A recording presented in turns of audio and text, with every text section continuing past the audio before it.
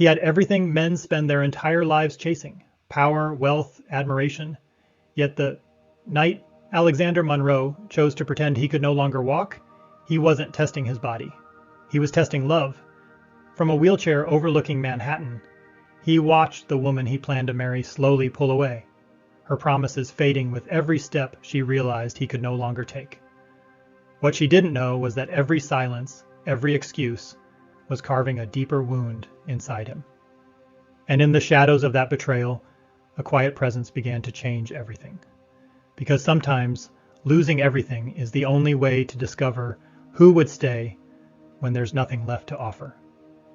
He stood alone on the terrace of his penthouse, 30 floors above Manhattan, watching the city pulse beneath him like a living organism that never slept. Yellow cabs moved like veins of light. Office towers glowed cold and indifferent. From up here, everything looked orderly, controlled, successful. Alex Monroe had built his life to look exactly like this view: impressive from a distance, untouchable up close. At 35, Alex was the founder and CEO of Monroe Global Holdings, a man whose name appeared regularly in financial magazines, whose decisions moved markets, whose silence could cost people millions. He was known as ruthless, brilliant, always 3 steps ahead. People said he had everything. Yet tonight, for the first time in years, his chest felt tight in a way money could not loosen. Behind him, the glass doors slid open softly. "Alex." He didn't turn right away. He already knew the voice. Vanessa Whitmore never entered a room quietly, even when she tried. She stepped onto the terrace in a black designer gown that clung perfectly to her body, her hair styled with effortless precision. She looked like the future everyone expected for him. Polished, admired, enviable. The kind of woman people nodded approvingly at when she stood beside a billionaire. "You disappeared again," she said lightly, looping her arm through his. "You've been so distant lately. Is something wrong at work?" Alex forced a smile that didn't quite reach his eyes. "No, work is fine." "Then what is it?" He hesitated. 5 months engaged, lavish parties, congratulations everywhere he went, people telling him how lucky he was. And yet the question had been clawing at him for weeks, growing louder every time Vanessa talked about wedding venues, guest lists, headlines. He turned to face her fully. "Vanessa, do you love me?" She laughed, a quick musical sound, as if he just told a charming joke. "Of course I do. What kind of question is that?" Alex watched her closely. "Would you still love me if I lost everything?" Her smile flickered, just for a second, almost imperceptible. "Why would you lose everything?" she replied smoothly. "You're Alex Monroe. You don't fail." "That's not what I asked." She touched his cheek, her tone soothing, practiced. "I love you for who you are, your intelligence, your drive, your ambition." He nodded, but something inside him sank. The words sounded right. Too right, like lines rehearsed in front of a mirror. That night, Alex barely slept. By morning, he had made a decision that would change everything. 3 days later, only one person knew his plan. Michael Reynolds, his personal attorney, sat across from him in the private office of the penthouse, his expression caught somewhere between disbelief and concern. "You want to fake a spinal injury," Michael said slowly. "Alex, do you realize how dangerous this is? Not legally, emotionally." "I need the truth," Alex replied. His voice was calm but final. "I need to know if she loves me, or what I represent. And if the answer destroys you," Alex exhaled, "then at least it will be real." The accident happened on paper only. A supposed late-night collision.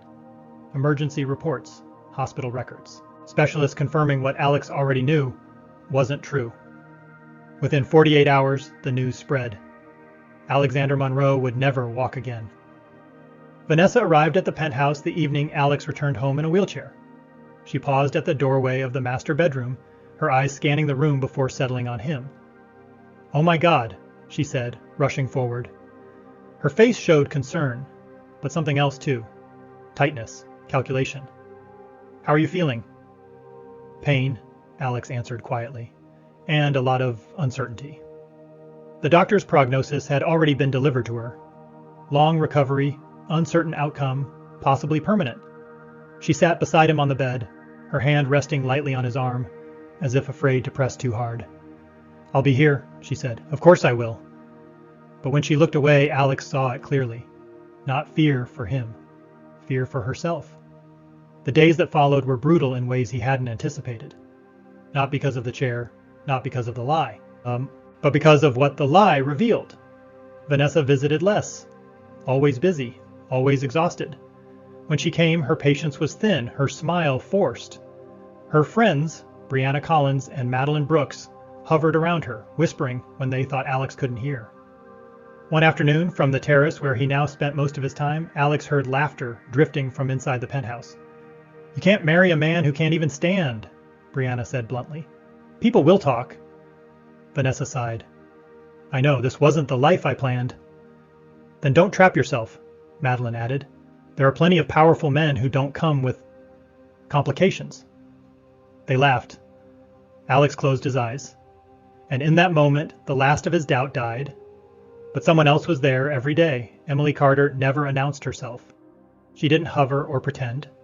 She simply did her job, bringing meals, changing linens, adjusting the room so sunlight reached him in the morning. She was 26, quiet, with tired eyes and a gentleness that didn't demand attention. No makeup, no pretense.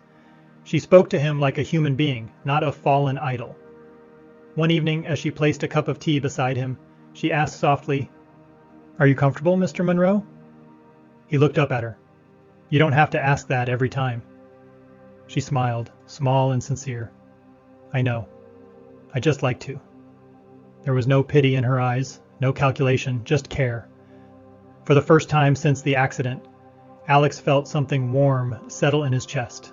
Not hope, not romance. Something rarer. Respect. And as the city lights flickered on outside the windows, he realized something terrifying and undeniable. The woman he was supposed to marry was slowly disappearing from his life. And the one person who stayed had never promised him anything at all. As Alex sat alone that night, the weight of his decision pressing down on him, one question echoed louder than the traffic below. Had he just lost everything? Or was he finally about to discover what truly mattered? The silence after Vanessa left that afternoon lingered far longer than the echo of her heels against marble. Alex sat by the window long after the penthouse had gone still, the city glowing below him like a world he could no longer reach. Not because he couldn't walk, but because he finally understood how alone he had been even before the wheelchair entered his life. Days passed, then weeks. The pattern became impossible to ignore. Vanessa stopped pretending. Her calls were shorter, her visits rarer. When she did come, she stood at a careful distance, as if his condition were contagious, as if getting too close might pull her down into a future she no longer wanted. Emily noticed everything, though she never commented. She adjusted the schedule quietly, so Alex was never rushed. She placed his coffee on the table, exactly where he could reach it without straining. She learned the way he preferred his breakfast without being told twice. When his hands shook from frustration and he clenched them into fists, she pretended not to notice, continuing to talk to him like nothing had changed. One morning, Alex caught himself watching her move around the room, the soft hum of her voice filling the space as she tidied up. It startled him how comforting it felt. You don't have to stay late, he said suddenly. Emily paused. I know. Then why do you? She looked at him, confused by the question. Because you're here. That answer stayed with him all day. Vanessa came that evening, accompanied by Brianna and Madeline. Their laughter entered before they did, sharp and misplaced. They sat on the couch, while Alex remained in his chair near the window. How are you holding up? Brianna asked, sympathy painted thinly across her face. Alex nodded. Managing.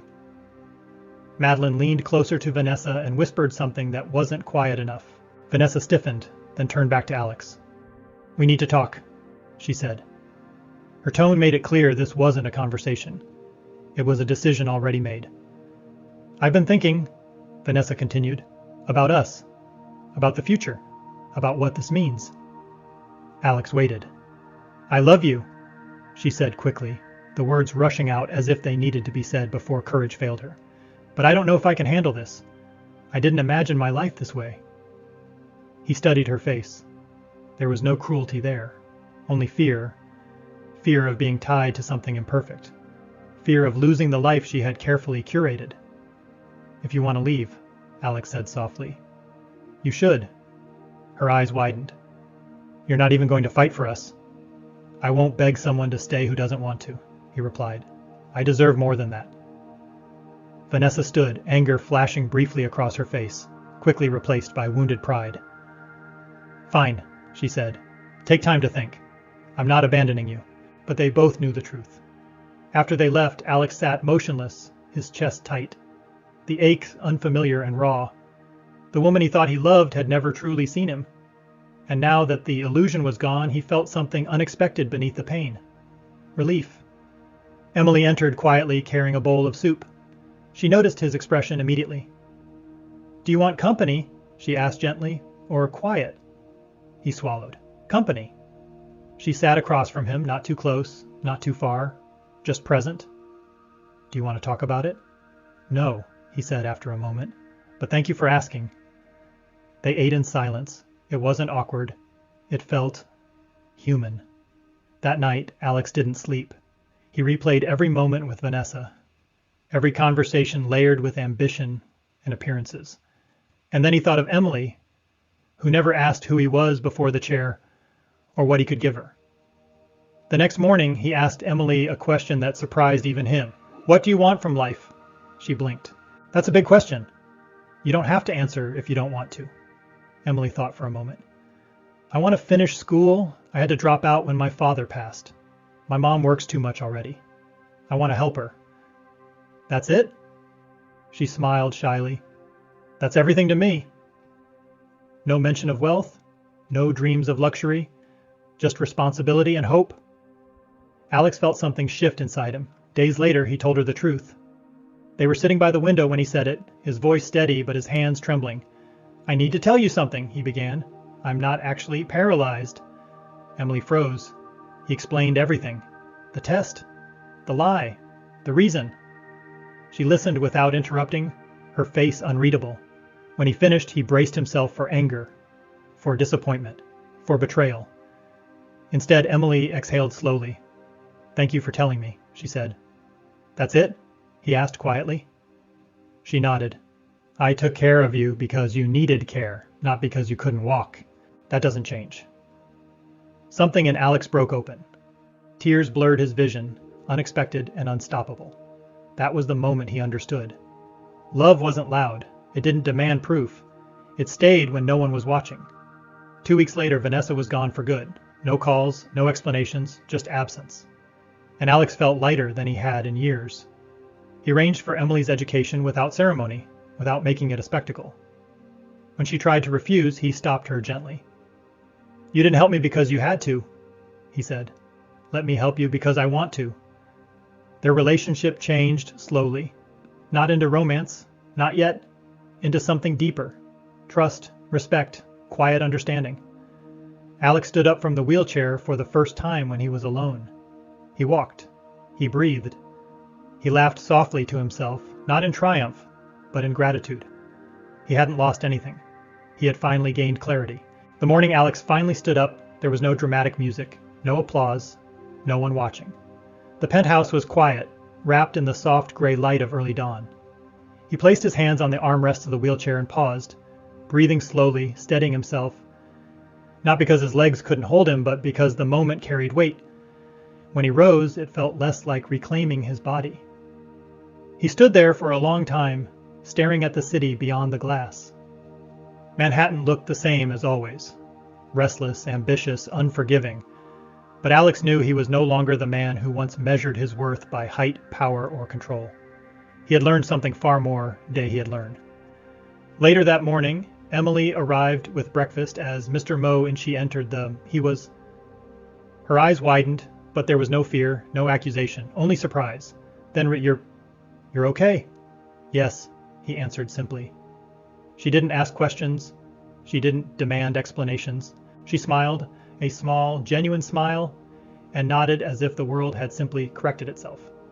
That was when Alex knew, without doubt, that he had chosen the right moment to end. He told his lawyer the experiment was over. The false records were quietly closed. No press release, no scandal. The world didn't need to know. What mattered was what came next. Alex kept his promise to Emily. He enrolled her back in college, covered every expense, and arranged her schedule so she could still work if she wanted to. She tried to refuse more than once, embarrassed, overwhelmed. "I didn't help you for this," she said one evening. "I know," Alex replied. "That's why I'm doing it." Months passed. Emily studied late into the night, her textbooks spread across the dining table where business contracts once dominated. Alex watched her sometimes from across the room, struck by how determined she was, how little she asked for, how deeply she valued every opportunity. Their conversations grew longer, deeper. They talked about childhood, loss, fear, and the quiet pressure of becoming someone others expect you to be. There was no rush, no labels, just a slow, honest connection. One night, Alex invited her to dinner. Not at a luxury restaurant, not somewhere impressive, just a small, family-owned diner tucked into a quiet Brooklyn street. Emily laughed when she realized where they were. "You could eat anywhere." "I know," he said. "I wanted to eat here." They sat across from each other, sharing simple food, talking without barriers. And somewhere between stories and silence, Alex felt something settle into place. After dinner, he walked her home. At her door, he hesitated. "Emily, I need to ask you something." She looked at him, nervous now. "Okay. Do you see me as someone who's broken?" he asked quietly. "Or someone who finally learned?" She thought for a moment. "I see someone who chose truth over comfort," she said. "That takes strength." Alex exhaled. "Then I want to be honest with you about something else. I don't want this to be gratitude or rescue or confusion. I want to know if you'd ever consider us." Emily's eyes filled with tears, not of shock, but recognition. "I don't want your money," she said. "I don't want your name." "I know. I just want to be seen." Alex smiled. "That's all I want too." Their relationship grew quietly without headlines. They built something steady, rooted in trust and mutual respect. And for the first time in his life, Alex didn't feel like he was performing. One afternoon, months later, he saw Vanessa again. It was accidental, brief, and strangely hollow. She stood beside another man, wealthy, polished, smiling for the world. But her eyes were tired. She greeted Alex politely, awkwardly. He wished her well, and meant it. There was no anger left in him, only understanding, because losing her had given him something infinitely more valuable. A year later, Alex and Emily married in a small countryside chapel. No cameras, no spectacle, just family, close friends, and vows spoken with trembling honesty. When Emily walked down the aisle, she wore a simple dress and the same soft smile she had the day she first asked him if he was comfortable. To Alex, she was the most beautiful person he had ever known.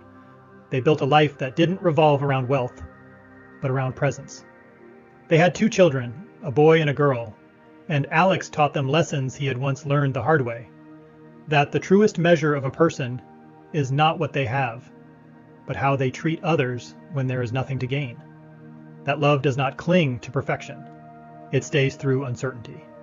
That sometimes losing everything you thought you needed is the only way to find what actually matters. Years later, standing on the terrace beneath a sky full of stars, Alex wrapped his arms around Emily and whispered, "Thank you for loving me when I had nothing to offer." She smiled. "You always had something to offer. You just didn't know it yet." And now, as this story comes to a close, take a moment to ask yourself how you feel about the journey Alex took and whether you believe real love reveals itself only when comfort disappears.